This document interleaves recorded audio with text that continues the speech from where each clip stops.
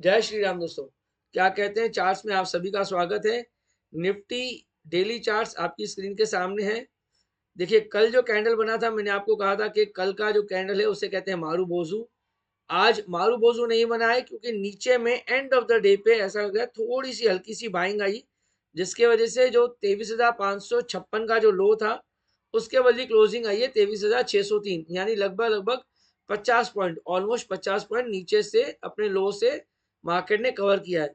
कल मैंने कहा था कि अगर आप स्टॉप लॉस रखना चाहते हैं निफ्टी में, तो छोटा स्टॉप लॉस आपका 23,500 का बैठेगा, और अगर आप थोड़ा बड़ा थोड़ा दूर का स्टॉप लॉस रखना चाहते हैं तो 23,400 का आप अपना स्टॉप लॉस रखिए, अगर आपकी लॉन्ग पोजीशन है तो। सेम मैं अभी भी रिपीट कर रहा हूँ, आज कल के लिए आपका ट्रेड भी सेम सेम ही बैठेगा। अगर आपको स्टॉप लॉस नजदीक नजदीक का रखना है तो 23,500 बैठेगा, थोड़ा दूर थोड़ा बड़ा रखना है तो 23,400 का आपका स्टॉप लॉस बैठेगा, अगर आपकी निफ्टी की लॉन्ग पोजीशन है तो। और ज्यादा डिस्कस करने के लिए निफ्टी के लॉन्ग पोजीशन पे है ही नहीं कुछ भी। ये जो कैंडल एक के बाद एक बनी है, यहाँ पे देखिए, इस हाई से नीचे आज का हाई है। ये वैसे साइन थोड़ी वीकनेस की है, बट देन ये वीकनेस कब कंफर्म होगी, जब कल के दिन पे भी आज की जो हाई है 23,775, ऑलमोस्ट 23,773 है।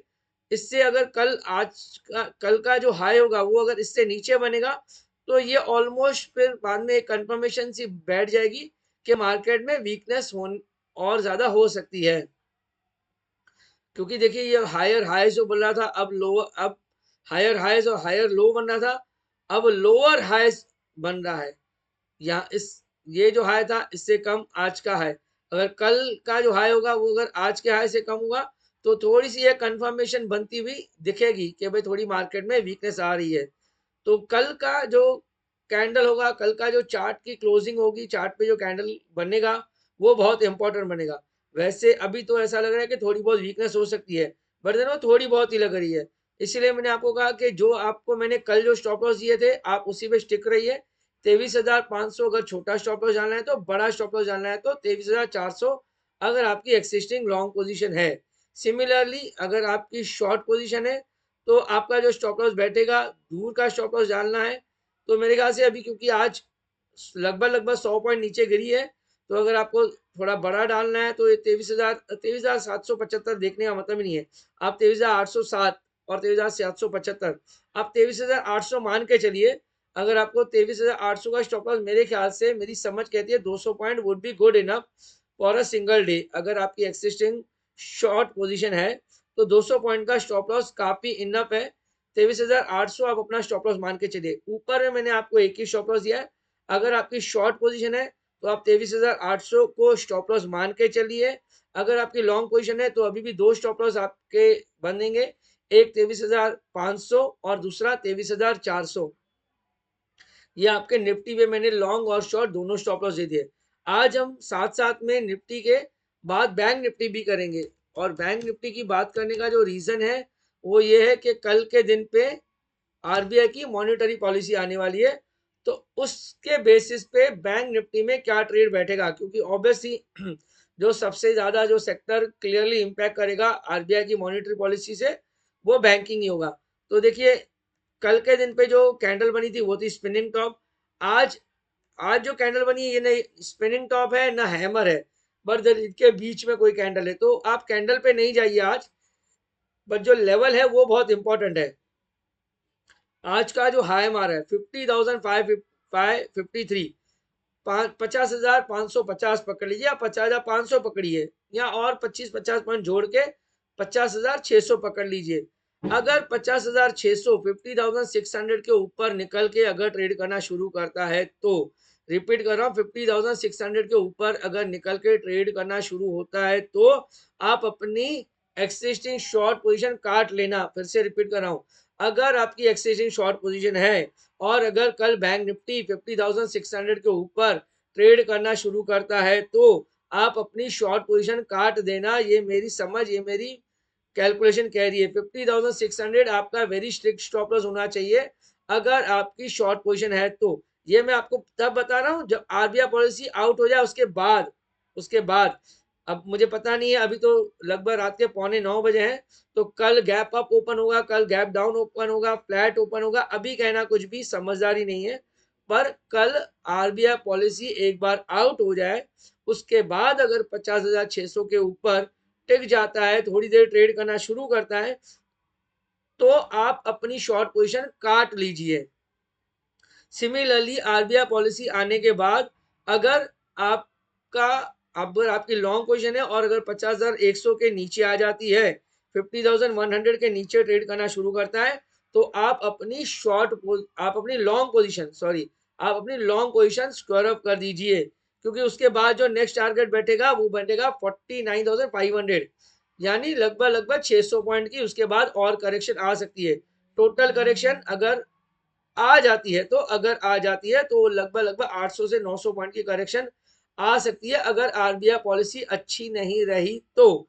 या कुछ ऐसे कमेंट्री अगर आरबीआई गवर्नर ऐसी देते हैं जो कि इन्वेस्टर्स को पसंद नहीं आता है या ट्रेडर्स को पसंद नहीं आता है, तो फिर मार्केट गिर सकती है।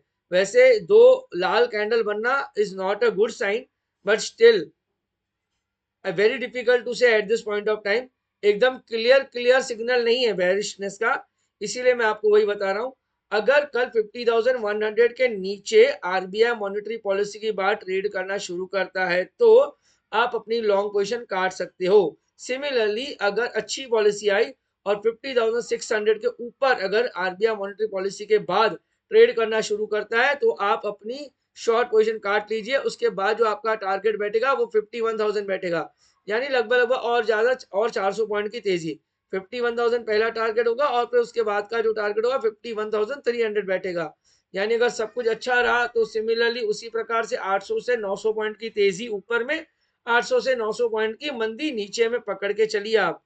यानी 1500 से 1800 पॉइंट की निफ्टी की रेंज, ये आप दिमाग में रखिए। अगर अच्छी गई तो 800-900 पॉइंट ऊपर, अगर खराब आई मॉनेटरी पॉलिसी तो 800 से 900 पॉइंट नीचे। क्लियर है? फिर से रिपीट कर रहा हूं, बैंक निफ्टी में 50,600 के ऊपर अगर एक बार ट्रेड करना शुरू करता है आरबीआई पॉलिसी आने के बाद, तो तेजी बनेगी। आप अपनी शॉर्ट पोजीशन काट लेना और जो नेक्स्ट टारगेट बैठेगा 51,000, 51,300। सिमिलरली अगर 50,100 के नीचे, 50,100 के नीचे अगर ट्रेड करता है आरबीआई मॉनेटरी पॉलिसी आने के बाद, तो नेक्स्ट टारगेट जो बैठेगा वो बैठेगा आपका 49,500। मैंने आपको दोनों पोजीशंस दे दिए, शॉर्ट लॉन्ग बैंक निफ्टी दोनों कवर कर दिया। मैंने निफ्टी भी आपको कवर कर दिया है, लॉन्ग शॉर्ट दोनों मैंने आपको अपडेट दी है। अब एक बार एफआईआई और डीआई का डेटा देख लेते हैं। डीआईआई 2721 करोड़ की बाइंग आज तारीख 6 फरवरी, बट अच्छी खासी और बढ़िया सेलिंग है एफआईएस की। अब एक नहीं, तीनों सेगमेंट में है। कैश सेगमेंट 3,500 करोड़ की सेलिंग, 3,550 करोड़। इंडेक्स फ्यूचर्स बेचे हैं, स्टॉक फ्यूचर्स बेचे हैं। कल मैं आपको वही कह रहा था कि मुझे लग रहा है शायद वो इंडेक्स फ्यूचर्स खरीद रहे हैं, इसीलिए खरीद रहे हैं कि अपनी पोजीशन हेज कर रहे हैं अगेंस्ट स्टॉक फ्यूचर्स और कैश में बेच के। बट देन आज वो भी एक हिसाब से गलत ही साबित हुआ कि वो अपनी पोजीशन हेज कर रहे हैं, क्योंकि आज तीनों सेगमेंट में सेलिंग है। कैश में भी सेलिंग है, इंडेक्स फ्यूचर्स में भी सेलिंग है, स्टॉक फ्यूचर्स में भी सेलिंग है। और अगर तीनों सेलिंग अगर ऐड कर दी जाए तो 11,230 करोड़, यानी जो परसों के दिन पे जो 14,000 करोड़ की, 13,650 करोड़ की बाइंग की थी, वो अगर देखा जाए तो कल और आज में उससे ज्यादा ही बिकवाली कर दी है, क्योंकि 3,700 करोड़ और 11,200 करोड़, यानी मान लीजिए लगभग लगभग आपके 14,000 करोड़ रुपए की सेलिंग कल और आज में 2 दिन में एफआईएस कर चुके हैं। तो very very very difficult to say कि एफआईएस कल क्या कॉल लेंगे, क्योंकि मैं आपको वही बताया था कि कल ही एक मेरे ख्याल से मेजर इवेंट रह गया है, वो है आरबीआई का मॉनेटरी पॉलिसी।